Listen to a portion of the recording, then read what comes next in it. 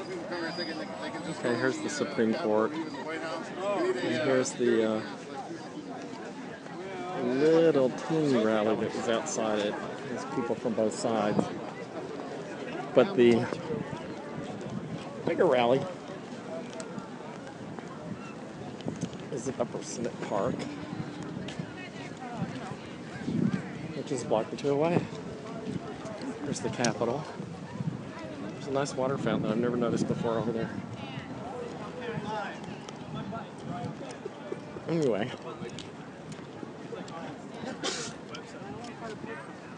the Upper Senate Park rally may already be in progress.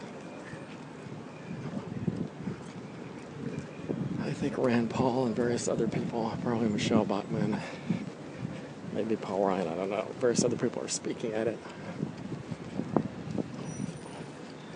I'm going to follow the guy with the giant "Don't Tread on Me."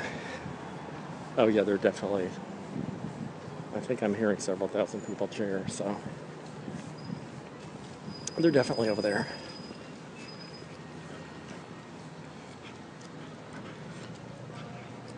Yeah, I can hear a microphone. Person's speaking on a microphone now. Anyway, here's the Capitol.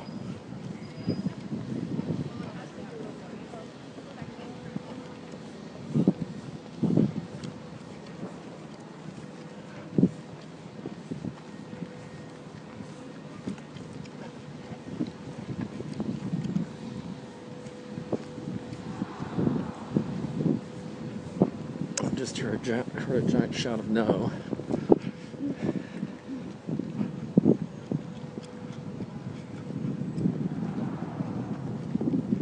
In the distance, you can see the Washington Monument and a construction crane.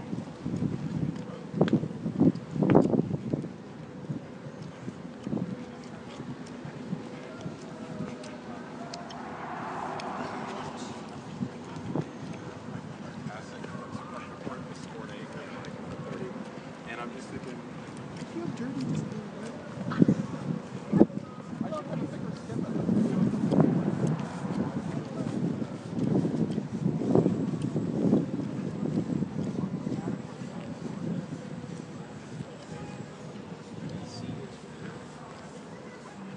My guy with the giant Gadsden flag, or Gadsden flag, whatever it's called, he walks faster than I do.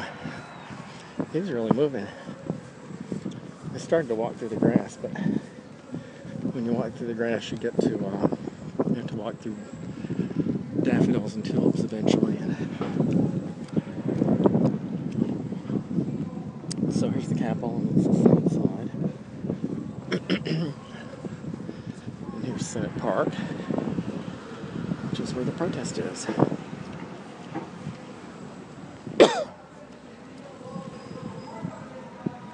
There's some federally funded hyacinths. There's some federally funded tulips.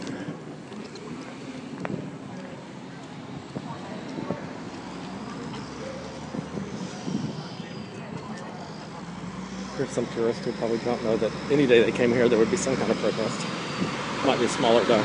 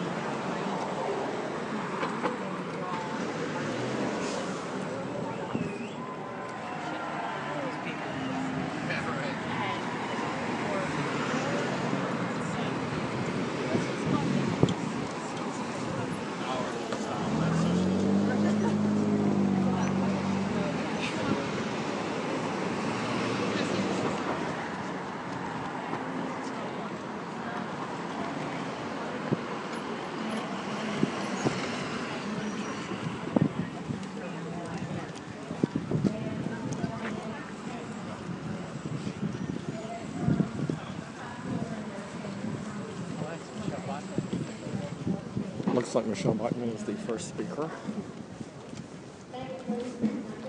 I didn't miss Rand Paul.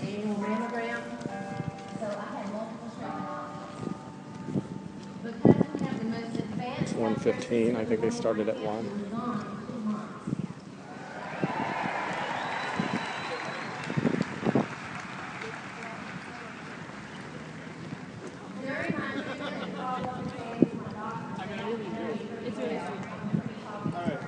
sending that. And then Amy's gonna send me. I'm on. And they talked to me about the language in the February 2000. I'd say it's several thousand people so far. And established the Federal Coordinating Council for Comparative Effectiveness Research. And they told me that There in are the supposedly future people coming in that buses from residents other or parts of the patients like country. me might not have a choice in their treatment. In fact, Raymond Kingston was acting director of the National Institutes of Health, and he testified before Congress in March 2009, and I'm going to quote him with some editing booth.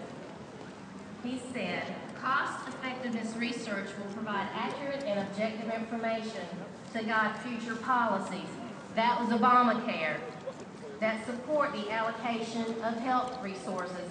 That is rationing for the treatment of acute and chronic diseases across the lifespan. Obama's stimulus was just the beginning of asserting government influence and control of the medical industry and the lives of individual Americans. The Patient Protection and Affordable Care Act, known as Obamacare, is not just about forcing everybody to buy health insurance. It's about controlling who gets medical treatments and which medical treatments they get. Yeah, y'all remember Obama said that maybe you should just take the red pill instead of the blue pill because it costs less? Yeah, and then he said maybe grandma should just take a pain pill instead of having a pacemaker. Yeah, and then I do. recall that Nancy Pelosi preached to us that we just need to let Congress pass the bill before we find out what's in it. Well, I've got a short list of just a few of the things we've learned about over the last 2 years. Mandates and penalties on private and employer-provided insurance policies. Mandates and penalties on employers with regard to providing health insurance. Mandates and penalties on doctors and hospitals. Taxes on medical devices. The IPAB Control Board. Violations of religious conscience and freedom. Taxpayer-funded abortions. And then the new CBO estimates that came out last week that doubled the original cost. And of course, there's the individual mandate. It seems we learn something new and awful every week since Obamacare was passed, and everything we learn is about control, control, control. And none of these things promote freedom or liberty. You've heard before, and you'll hear it today from other speakers, that the most prevalent legal argument against Obamacare is the unconstitutional individual mandate that every American